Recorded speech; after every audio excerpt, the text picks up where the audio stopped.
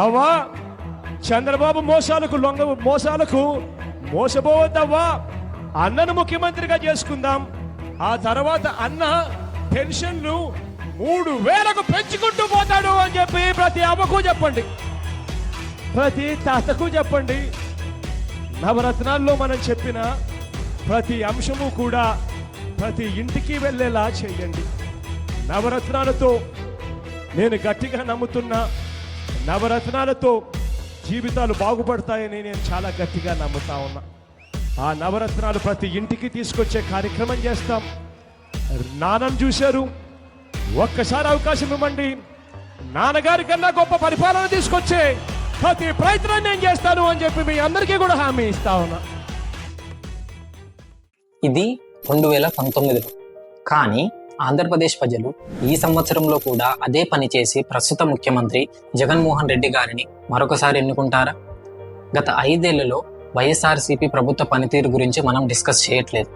2019లో వారు వాగ్దానం చేసిన విషయాలు మరియు వారు వాస్తవంగా చేసిన పనులను మాత్రమే మనం పరిగణలోకి తీసుకుందాం.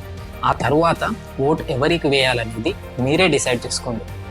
2019 ఎన్నికల ప్రచారంలో సీఎం జగన్మోహన్ రెడ్డి చేసిన మొదటి మరియు అతి ముఖ్యమైన వాగ్దానం నవరత్నాలు. వాస్తవానికి వైఎస్ఆర్సీపీ అతిపెద్ద విజయానికి ప్రధాన కారణం కూడా ఈ నవరత్నాలే. అవే మొదటిది వైఎస్ఆర్ రైతు భరోసా, రైతులకి ఆర్థిక సహాయం అందించటం. రెండవది ఫీజు రీయింబర్స్మెంట్, యువత ఉపాధి అండ్ ఉద్యోగ సృష్టి. మూడవది ఆరోగ్యశ్రీ, వైద్య ఖర్చులను కవర్ చేయడం. నాలుగవది వైఎస్ఆర్ జలయజ్ఞం, దీర్ఘకాలంగా పెండింగ్లో ఉన్న పోలవరం వంటి నీటిపారుదల ప్రాజెక్టులను పూర్తి చేయడం. ఐదవది మద్యంపై నిషేధం. ఆరవది అమ్మఒడి, పిల్లల విద్య కోసం ఆర్థిక సహాయం అందించడం. ఏడవది వైఎస్ఆర్ ఆసరా, వైఎస్ఆర్ చేయూత. ఎనిమిదవది పేదలందరికీ ఇల్లు. తొమ్మిదవది పెన్షన్లు పెంపుదల. ఇప్పుడు మనం ఈ ప్రతి స్కీమ్ గురించి విడివిడిగా చూడనవసరం లేదు, ఎందుకంటే ఈ పథకాలు చాలా వరకు మంచి ఉద్దేశాలను కలిగి ఉన్నాయి. ఉదాహరణకు అమ్మఒడి, పిల్లల చదువు కోసం తల్లులకు 15,000 రూపాయల ఆర్థిక సహాయం అందించడం. ఈ పథకం నిరుపేద తల్లులకు, ప్రత్యేకించి ఆడపిల్లలు మాత్రమే ఉన్నవారికి చాలా ఉపయోగపడుతుంది. ఎందుకంటే ఇప్పటికి కొంతమంది తల్లిదండ్రులు, ఐ రిపీట్ చాలా కొద్ది మంది, వాళ్ళ బిడ్డలను ఎక్కువగా చదివించడానికి ఇష్టపడరు. ఒకవేళ ఇష్టపడినా వారు వారి ఉన్నత విద్యను కొనసాగించడానికి అవకాశం ఇవ్వరు.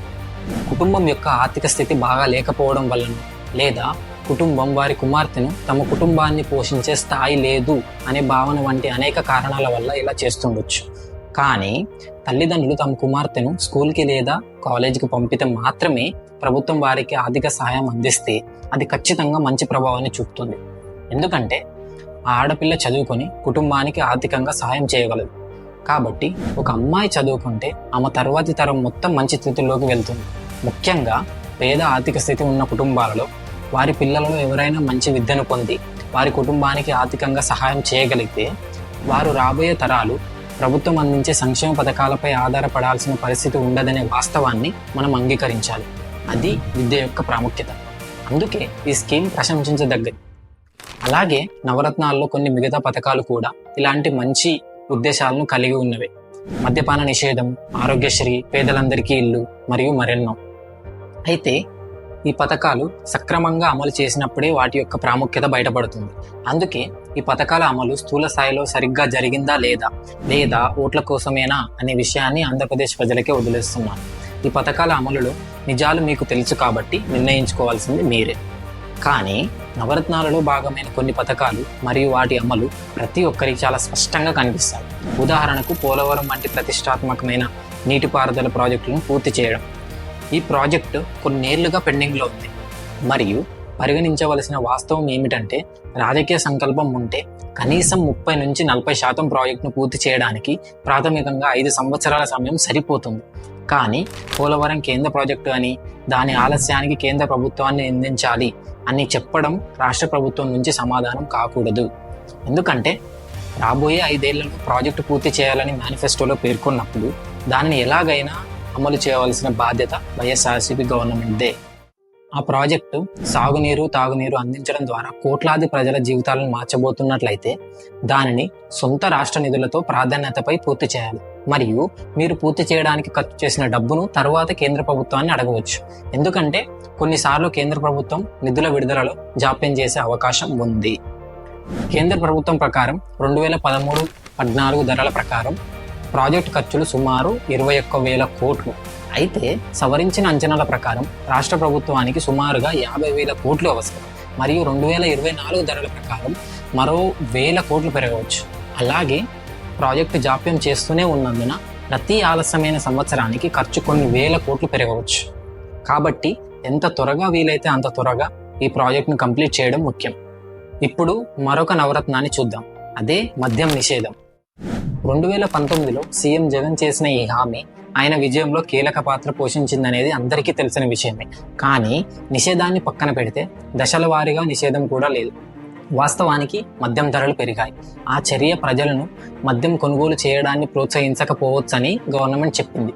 కానీ అది జరగలేదు. గత 5 సంవత్సరాలలో మద్యం ఆదాయం పెరిగింది మరియు ప్రభుత్వం 1,00,000 కోట్లకు పైగా మద్యం అమ్మింది. సంక్షేమ పథకాలకు నిధులు సమకూర్చడంలో మద్యం ద్వారా వచ్చే ఆదాయానికి ఉన్న ప్రాముఖ్యతను ఇది ఖచ్చితంగా తెలియజేస్తుంది. ఇక్కడ ఈ డాట్స్ అన్ని కనెక్ట్ చేసి రాష్ట్రంలో మద్యపానాన్ని నిషేధించడం వైఎస్ఆర్సీపీ ప్రభుత్వానికి ఎందుకు కష్టమైందో అర్థం చేసుకోవడానికి ప్రయత్నిస్తాం. సంక్షేమ పథకాలకు నిధులు సమకూర్చే ఇతర ఆదాయ వనరులు రాష్ట్ర ప్రభుత్వానికి ఉంటే మద్యం నిషేధించడం సమస్య కాదు. రాష్ట్రంలో పెట్టుబడులు పెట్టడానికి మరియు ఉపాధి అవకాశాలను సృష్టించడానికి రాష్ట్రాన్ని అత్యుత్తమ ప్రదేశంగా చూపించడంలో వైఎస్ఆర్సీపీ గవర్నమెంట్ మంచి పని చేసి ఉంటే ఆదాయం పెరిగి ఉండేది. కానీ అలా జరగలేదు. ఈ ఆర్గ్యుమెంట్ని సపోర్ట్ చేసే కొన్ని ఇన్సిడెంట్ నేను మీకు చూపిస్తాను. రాష్ట్రంలో విద్యుత్ ఉత్పత్తి కొరత నేపథ్యంలో 2023లో ఏపీ ప్రభుత్వం పరిశ్రమలకు పవర్ హాలిడేలు ప్రకటించింది. ఏ ఇండస్ట్రీ కూడా ఇలాంటి పరిస్థితిని ఎదుర్కోవాలనుకోదు. ఒక రాష్ట్రం అంతరాయం లేని విద్యుత్ను కూడా సరఫరా చేసే స్థితిలో లేనప్పుడు పెట్టుబడిదారులు 1,000 కోట్ల పెట్టుబడి ఎందుకు పెడతారు? 2019కి ముందు అబుదాబికి చెందిన లులు గ్రూప్ విశాఖపట్నంలో international convention centre, shopping mall మరియు 5 స్టార్ హోటల్ నిర్మించడానికి 2,200 కోట్ల పెట్టుబడి పెట్టనున్నట్టు ప్రకటించింది. కానీ ప్రతిపాదనలో కొన్ని అవకతవకలను పేర్కొంటూ వైఎస్ఆర్సీపీ ప్రభుత్వం ఆ ప్రతిపాదనను తిరస్కరించింది. ఆ తరువాత Lulu group Uttar Pradesh, Jammu and Kashmir, Tamil Nadu and రీసెంట్గా తెలంగాణలో 1,000 కోట్ల పెట్టుబడి పెట్టింది. ప్రసిద్ధ అమర్ రాజా గ్రూప్ ఆంధ్రప్రదేశ్ యొక్క సొంత సంస్థ. అలాంటి సంస్థ కూడా రాష్ట్రంలో తమ పెట్టుబడి ప్రణాళికలను మళ్లించవలసి వచ్చింది. ఇప్పుడు వారు తెలంగాణలో 9,500 కోట్ల పెట్టుబడి పెట్టి అమర్ రాజా గ్రూప్ అలాగే తెలంగాణ యొక్క మొట్టమొదటి గిగా ఫ్యాక్టరీని ఏర్పాటు చేయబోతున్నారు. దీనివల్ల మహబూబ్ నగర్ జిల్లాలో వేలాది మంది స్థానికులకు ఉపాధి దొరకబోతోంది. ఇలాంటి సంఘటనల వల్ల ఆంధ్రప్రదేశ్ 1,000 కోట్ల పెట్టుబడి మరియు వేలాది ఉపాధి అవకాశాలను కోల్పోయింది. ప్రతి రాజకీయ పార్టీ ఎప్పుడూ చేయకూడని పని ఏమిటంటే గత ప్రభుత్వం ప్రారంభించిన మంచి పని మీ పాలనలో చెడుగా మారకూడదు. ప్రజలు రాష్ట్ర ప్రయోజనాలను పరిగణలోకి తీసుకొని ప్రాధాన్యత ఇవ్వాలి. అలాగే డిసిజన్స్ తీసుకోవాలి. ఎందుకంటే ఇలాంటి పెట్టుబడుల వల్ల ఆంధ్రప్రదేశ్ ప్రజలకు ఉపాధి అవకాశాలు దొరికినప్పుడు, ప్రభుత్వానికి సంపద పెరిగినప్పుడు దాన్ని హృదయపూర్వకంగా ముందుకు తీసుకెళ్లాలి. అయితే ఈ చర్యలు అన్ని రాజకీయ ప్రేరేపితమని కొన్ని సంస్థలు పేర్కొన్నాయి. ఎందుకంటే అమర్ రాజా బ్యాటరీస్ విషయంలో ఆ కంపెనీ అధినేత ప్రతిపక్ష టీడీపీకి చెందినవారు. అందుకే ఈ చర్య వెనుక కారణం అదే అయితే అది రాష్ట్రానికి మంచిది కాదు. ఎందుకంటే ఆంధ్రప్రదేశ్లో పెట్టుబడులు పెట్టే ముందు 1-2 సార్లు ఆలోచించాల్సిన పెట్టుబడిదారులకు ఇలాంటి సంఘటనలు ప్రతికూల సంకేతాలను పంపుతాయి. ఇంకొక విషయం ఏమిటంటే ఆంధ్రప్రదేశ్లో హైదరాబాద్, బెంగళూరు, ముంబై, చెన్నై లేదా ఢిల్లీ వంటి పెద్ద నగరం లేకపోవడం. 2020లో 3 రాజధానులను ప్రకటించిన సీఎం 2023లో సడన్ గా విశాఖపట్నం మళ్ళీ ఏకైక రాజధాని అని చెప్పారు. ఇందులో ఏ నిర్ణయం కరెక్ట్ అని చర్చించుకోవడం వల్ల ఇప్పుడు ఏ ప్రయోజనం లేదు. కానీ వారు 2020లో ఇదే మాట చెప్పి ఇతర నగరాలతో పోటీ పడేలా విశాఖను అభివృద్ధి చేసి ఉంటే ఇప్పటికే ఆంధ్రప్రదేశ్ వేరే స్థాయిలో ఉండేది.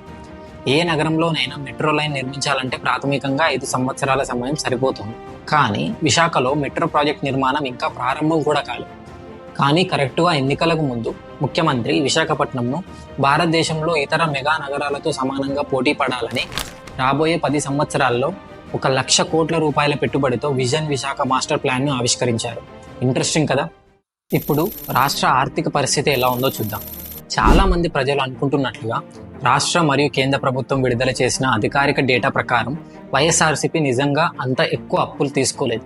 ఇది అధికారిక లెక్కల ప్రకారం మాత్రమే. కానీ మీరు ఈ చార్ట్ని పరిశీలిస్తే ముఖ్యంగా 2019 తరువాత కొన్నేళ్లుగా తీసుకుంటున్న అప్పు పెరుగుతూనే వస్తుంది. అయితే వాస్తవం ఏమిటంటే భారతదేశంలోని దాదాపు ప్రతి ఇతర రాష్ట్రం కూడా కోవిడ్ కారణంగా అదే పరిస్థితిలో ఉన్నాయి. అప్పులు చేయకుండా చాలా ప్రభుత్వాలు రాష్ట్రాన్ని నడిపే పరిస్థితిలో లేవు. అప్పులు చేయడంలో తప్పు లేదు, కానీ తీసుకున్న అప్పును సంపద మరియు ఆస్తుల సృష్టి కోసం ఉపయోగించాలి. అదే సమయంలో సంక్షేమ పథకాలను కూడా బ్యాలెన్స్ చేయాలి. అలాగే సకాలంలో అప్పు తిరిగి చెల్లించాలి. కానీ అప్పు తీర్చడానికి అప్పులు చేయాల్సిన పరిస్థితి వస్తే చాలా కష్టం. ఇక్కడ ఒక విడ్డూరమైన విషయం ఏమిటంటే మద్యపానాన్ని నిషేధిస్తామని చెప్పిన ప్రభుత్వం అదే మద్యం అమ్మకం ద్వారా వచ్చే ఆదాయాన్ని హామీగా పెట్టి రుణాలు సేకరించింది. అలా ఎందుకు చేయాల్సి వచ్చిందంటే గత 4 నుంచి 5 సంవత్సరాలలో ప్రభుత్వం సంక్షేమ పథకాలపై ఎక్కువ మొత్తాన్ని ఖర్చు చేసిందని, కానీ సంపద మరియు ఆస్తుల సృష్టికి పెద్దగా ఖర్చు చేయలేదని, అందుకే ప్రభుత్వ ఆదాయానికి గండిపడిందని కొందరు ఆర్థిక నిపుణులు పేర్కొంటున్నారు. ఈ చార్ట్ చూస్తే మీకు ఇంకా క్లారిటీ వస్తుంది. ఇక్కడ ఆంధ్రప్రదేశ్ను పరిశీలిస్తే దాని మొత్తం పన్ను ఆదాయంలో 30% ఫ్రీబీస్ మీద మాత్రమే ఖర్చు చేసింది. ఈ శాతం భారతదేశంలోని రాష్ట్రాలలో అత్యధికం.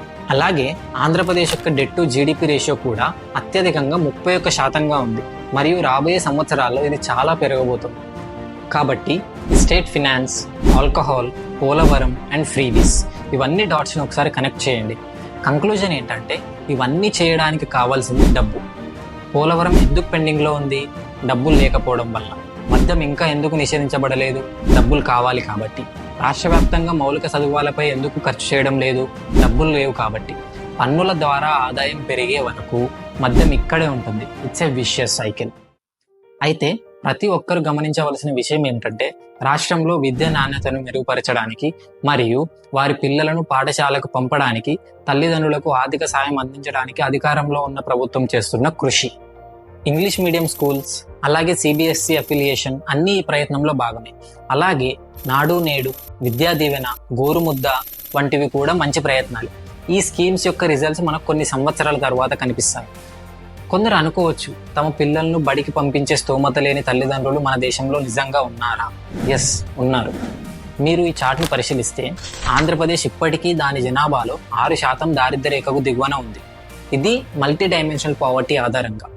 మల్టీ డైమెన్షనల్ పావర్టీ అంటే ఏమిటో ఖచ్చితంగా తెలియని వారికి ఇది ప్రాథమికంగా ఆరోగ్యం, విద్య మరియు జీవన ప్రమాణాలు వంటి ప్రధాన రంగాలను కవర్ చేసి పావర్టీని నిర్ణయిస్తారు. ఎందుకంటే పేదరికం అంటే ఓన్లీ డబ్బులు లేకపోవడం మాత్రమే కాదు కదా. సాంప్రదాయకంగా పేదరికం ఆదాయ స్థాయిల ఆధారంగా లేదా ఆదాయ డేటా అందుబాటులో లేకుంటే వ్యయ స్థాయిల ఆధారంగా లెక్కించబడుతుంది. కాబట్టి ప్రభుత్వం ఈ 6% మంది ప్రజలను ఆర్థికంగా మరియు సాధ్యమయ్యే అన్ని మార్గాల్లో మద్దతు ఇవ్వకపోతే వారు ఆ ఉచ్చు నుంచి బయటపడలేరు. అదే నిజం. కాబట్టి మనకు సంక్షేమ పథకాలు అవసరం, కానీ సంక్షేమ పథకాలు మాత్రమే అవసరం కాదు. సంక్షేమ పథకాలు మనకు స్వల్పకాలిక ఉపశమనాన్ని అందిస్తాయి. అయితే అదే సమయంలో మనకు దీర్ఘకాలిక దృష్టితో ముందుకు రాగల నాయకులు కావాలి. ఇక వ్యవసాయం విషయానికి వస్తే విత్తనాల నుంచి ఉత్పత్తుల అమ్మకం వరకు రైతులకు అన్ని అవసరాలను అందించే రైతు భరోసా కేంద్రాలను ఏర్పాటు చేయడం మంచి ఫలితాలను ఇచ్చింది. ఆరోగ్య రంగంలో పేదలకు వైద్యం అందేలా చూడాలనే లక్ష్యంతో ఆరోగ్యశ్రీ పథకం కింద 95% మందికి ప్రభుత్వం ఆదాయ పరిమితిని పెంచి ఉచితంగా వైద్యం అందించింది. కాబట్టి ఒకవైపు ప్రభుత్వం నిజంగా చాలా అంశాలలో చాలా బాగా పనిచేస్తుంది. కానీ కొన్ని విషయాలపై ఏమి చేయాలి అనే దానిపై పునరాలోచన చేసి ఉంటే బాగుండేదని నిపుణుల వాదన. కానీ ఒక్క సంక్షేమ పథకాల కోణం నుండి చూసినప్పుడు మాత్రం ఈ ప్రభుత్వం బాగానే పనిచేసింది అని చాలా మంది ఒప్పుకుంటారు. కాబట్టి ఓటు వేసే ముందు ఏ కోణం నుండి ఈ ప్రభుత్వం యొక్క పనితనాన్ని లెక్కగట్టాలనేది మీ ఇష్టం. అలాగే మళ్ళీ ఓటు వేసే ముందు ఒక్కసారి మీ నియోజకవర్గ నాయకుడిని ప్రశ్నించండి మరియు ఆ స్పష్టమైన సమాధానాలను పొందండి. అలాగే వారిని జవాబుదారీగా ఉంచండి. లేదా మీరు కొత్త నాయకుడిని ఎన్నుకోవాలనుకుంటే ఇంతకు ముందు ఉన్న నాయకుడిపై ఉన్న కోపం కారణంగా మళ్ళీ గుడ్డిగా వేరే వారికి ఓటు వేయకండి. రాబోయే నాయకుడిని ప్రశ్నలు అడగండి. వారు ఏం చేస్తారో వాడిని అడగండి. ఆ తరువాత నిర్ణయం తీసుకోండి. ఒకరిపై కోపం మరొకరిపై ఇష్టం కాకూడదు, ముఖ్యంగా రాజకీయాల్లో. అందులో మనం ఒక ఓటర్ అయినప్పుడు కేవలం కొన్ని గంటలు స్పెండ్ చేసి ఈ రాజకీయాలను అర్థం చేసుకోండి. మీ చుట్టుపక్కల ప్రజలు, ముఖ్యంగా మీ కుటుంబ సభ్యులకు అవగాహన కల్పించండి. సమాజానికి అవగాహన కల్పించండి. ముఖ్యంగా కొత్త ఓటర్లకి అవగాహన కల్పించండి. చదువుకున్న వ్యక్తిగా మనం పోషించాల్సిన కనీస బాధ్యత ఇది. రాబోయే ఎన్నికల్లో చాలా కీలకం కానున్న ఈ అంశాలన్నిటి గురించి తెలుసుకోవడం మన బాధ్యత. మరియు ఇలాంటి విషయాల గురించి ప్రజలకు అవగాహన కల్పించడం కూడా మన బాధ్యతే. మరియు మీరు దీన్ని చేస్తారని, అలాగే కలిసి చేద్దామని నేను ఆశిస్తున్నాను. మీకు కంటెంట్ నచ్చితే దయచేసి వీడియోని షేర్ చేయండి, లైక్ చేయండి, మరియు ఇలాంటి మరిన్ని ఇన్ఫర్మేటివ్ వీడియోల కోసం నా ఛానల్ని సబ్స్క్రైబ్ చేసుకోండి. Thank you for watching and I will see you in the next video.